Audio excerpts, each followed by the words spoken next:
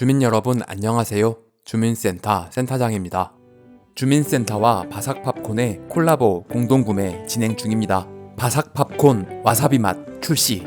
새로 나온 와사비 맛 진짜 존맛탱. 진짜 와사비가 알싸하게 입안에 퍼집니다. 맵다 매워. 맵찔이 분들은 그냥 달콤한 캐러멜 맛 드세요. 우측 상단의 카드나 고정 댓글의 링크를 클릭하면 할인된 가격으로 구매할 수 있습니다. 오징어 게임의 숨겨진 디테일 2탄입니다. 1탄은 오른쪽 링크를 클릭하면 보실 수 있습니다. 이들이 현실로 돌아갔을 때 마주할 지옥 같은 삶에도 캐릭터를 입체적으로 만들어줄 설정과 숨어있는 복선이 있습니다. 상우가 알리를 배신할 수 있었던 이유는 알리가 상우를 믿었기 때문입니다. 저기요, 차비는 있어요? 처음에 같이 풀려났을 때 별 의미 없는 선의를 건넨 것이었겠지만 어떤 게임을 하든 폭력을 쓰지 않고 상대방의 구슬을 모두 따면 되는 거였어. 상우는 그때 베풀었던 선의를 이용해 알리를 배신할 수 있었습니다. 난 사람 안 믿어. 이런 데까지 기어들어온 인간들은 더 못 믿고. 새벽이 사람을 믿지 못하게 된 배경에는 브로커에게 당했던 기억 때문이 있었고요. 맘먹고 튄 브로커들을 찾을 방법이 없디. 당한 사람이 너뿐이 아니야. 그 외에도 각 캐릭터들이 다시 게임을 할 수밖에 없게 된 정당성을 부여했죠. 그리고 잠깐 게임이 멈춘 이 시기에 각 캐릭터의 최후를 암시하기도 했습니다. 살자 하려는 상우는 거의 같은 앵글과 사이즈로 엔딩 컷을 촬영했고요. 위급한 상황에 다리 위에서 뛰어내려 도망치는 덕수는 너 그거 알아? 넌 또 졸라 작아. 결국 징검다리 게임에서 떨어지게 된다는 걸 암시하는 것 같죠. 맨날 속는 게 억울해 브로커의 목에 칼을 댄 새벽 역시 결국은 상우의 칼에 목을 맞아 사망하게 됩니다. 자꾸 이런 식으로 불쑥 나타나지? 돌이면 다 되는 줄 알아! 엄마의 병원비를 구하기 위해 전처의 남편에게 받은 돈을 포기하는 기우는 게임에 이기려는 순간 안 해. 상금을 포기하는 모습과 거의 비슷하게 맞아떨어집니다.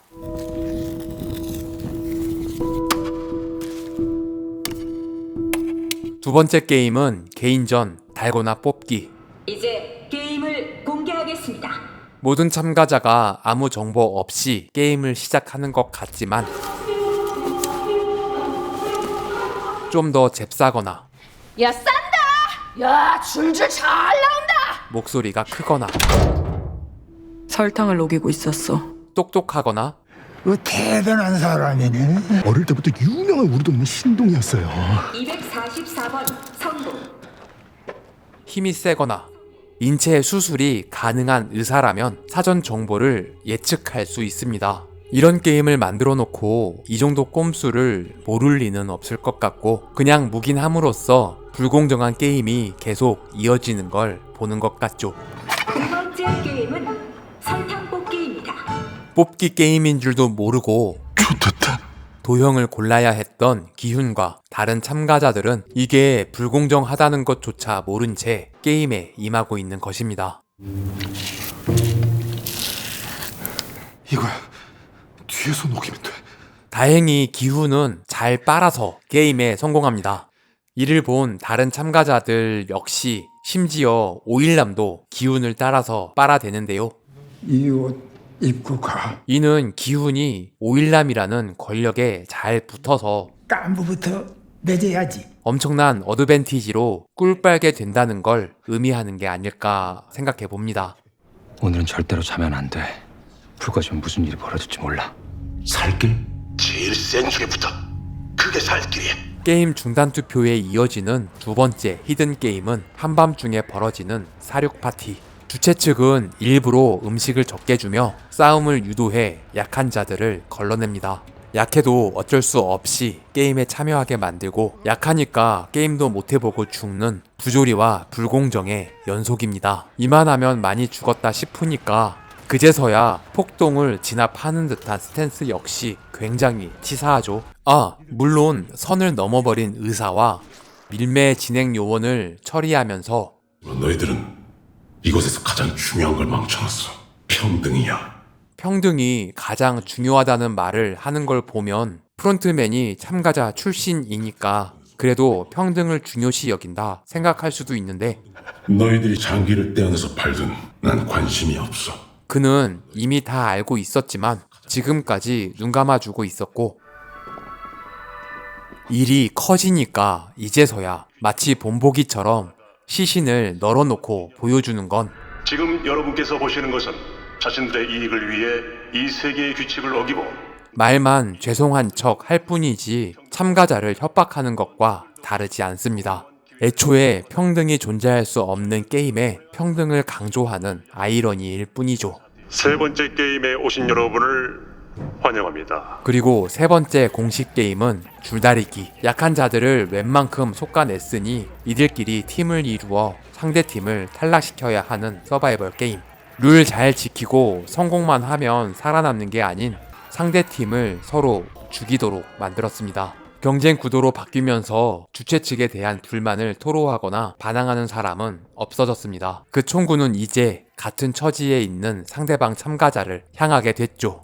네 번째 게임에 오신 참가자 여러분을 환영합니다. 네 번째 게임은 구술 게임. 두 사람의 동의하에 서로 악수를 하면 짝이 됩니다. 역시나 아무런 정보 없이 짝을 정하라고 한 뒤 잘해보자. 잘 부탁드립니다, 형님. 당연히 한 편일 거라 예상했던 그 짝과 상대의 구슬 10개를 모두 따내는 사람이 승리합니다. 1대1 경쟁을 벌이게 만들었습니다. 가면 쓴 놈들이 나보고 깍두기래. 짝을 정하지 못한 미녀를 깍두기로 살려준 건 의외였는데 소외된 약자를 버리지 않는 게 놀이할 때 지키던 아름다운 규칙이라나? 말로는 큰 혜택을 주는 듯 말했지만 주최 측은 사실 한 명 남게 될 사람은 일람이 될 것으로 예상했을 겁니다. 그는 줄다리기 게임에서 최고의 카타르시스를 느낀 후 다음 게임에는 그냥 퇴장하려고 했던 것으로 보여집니다. 치매에 걸려 오줌을 싸는 노인과 팀을 이룰 사람은 없을 테니까요. 저랑 하실래요? 하지만 기훈은 할아버지에게 손을 내밀어 깐부가 됐고 할아버지 대신 한 명 남게 된 미녀가 깍두기로 살아남을 수 있었던 것 같습니다. 돈이 하나도 없는 사람과 돈이 너무 많은 사람의 공통점이 뭔 줄 아나? 사는 게 재미가 없다는 거야. 돈이 너무 많아 삶이 지루해져 사람을 경주마로 만들어 게임을 했던 노인. 준호가 찾아낸 문서 보관실의 자료를 보면 1998년부터 2020년까지 총 33년에 걸쳐 게임이 치러졌다는 것을 알 수 있는데요. 2020년 33회에는 1번 참가자가 없다는 디테일도 볼 수 있고요. 33년 동안 수많은 사람을 봐왔지만 지금껏 보지 못했던 예상을 벗어난 기훈의 선택이 재미있었는지 본인이 살던 옛 동네와 똑같이 만든 세트에서 마음껏 추억을 되새긴 후 가져. 자네 거야. 기훈에게 구슬을 건네주며 다음 게임을 이어갈 수 있게 해주죠. 내 구슬 가져간 건 말이 되고? 치매에 걸린 줄 알고 본인을 속였던 건 그냥 봐준 것 같습니다. 원래 인간은 그런 존재라고 믿는 사람이니까요. 항상 예상에 벗어난 선택을 하고 죽는 순간에도 우승 상금을 쓰지 않는 기훈을 불러 나랑 게임 한 번 더 하지. 마지막 게임을 통해 뭔가를 확인하고 싶어하는 모습과 당신이 졌어. 결국 결말을 보지 못하고 죽는 모습에서 그는 인간을 못 믿는 사람으로 남게 됩니다. 우리 아들이 꼭 자네 같았거든. 아, 여담으로 일남이 기훈의 아버지라는 그럴싸한 썰이 돌았었는데요. 이런 동네에서 살았어.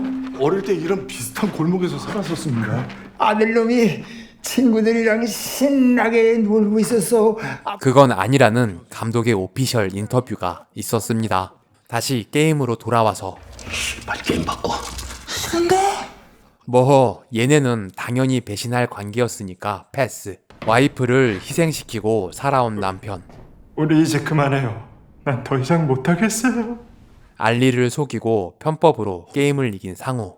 심지어 기훈마저도 치매가 온 것 같은 할아버지를 속이게 됩니다. 다 알면서 일부러 속아준 할아버지와 새벽일을 위해 대신 게임에 져준 지영을 제외하면 본인의 인격을 스스로 바닥으로 끌고 가는 선택을 하게 되죠.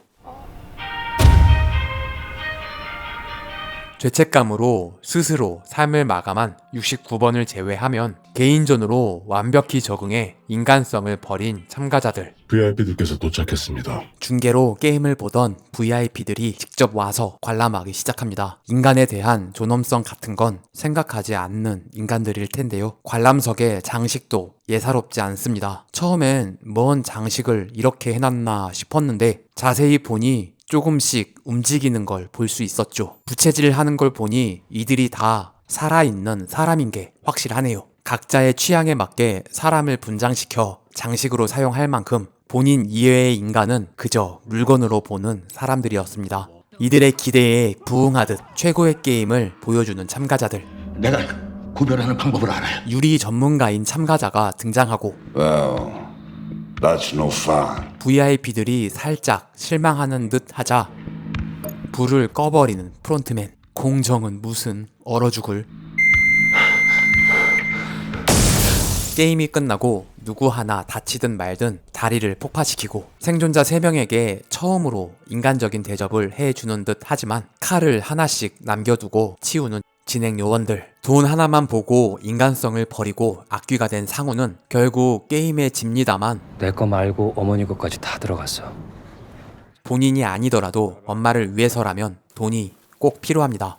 그런데 승자인 기훈이 게임을 포기하려 한다니까 최후의 계략을 펼치죠. 기훈에 대해 그 누구보다 잘 아는 상우는 결국 기훈이 상금을 받을 수밖에 없도록 만듭니다. 그리고 마지막 부탁을 하죠. 우리 엄마. 물론 죄책감이라는 감정도 섞여 있겠지만 그보다는 엄마를 걱정하는 마음이 더 큰 것 같습니다. 결국 그의 계획대로 돈의 일부가 상우의 엄마에게 가게 됩니다. 오징어 게임 시즌1에 대한 이모조모를 알아봤는데요. 주민 여러분들은 어떻게 생각하시나요? 의견을 댓글로 남겨주시기 바랍니다.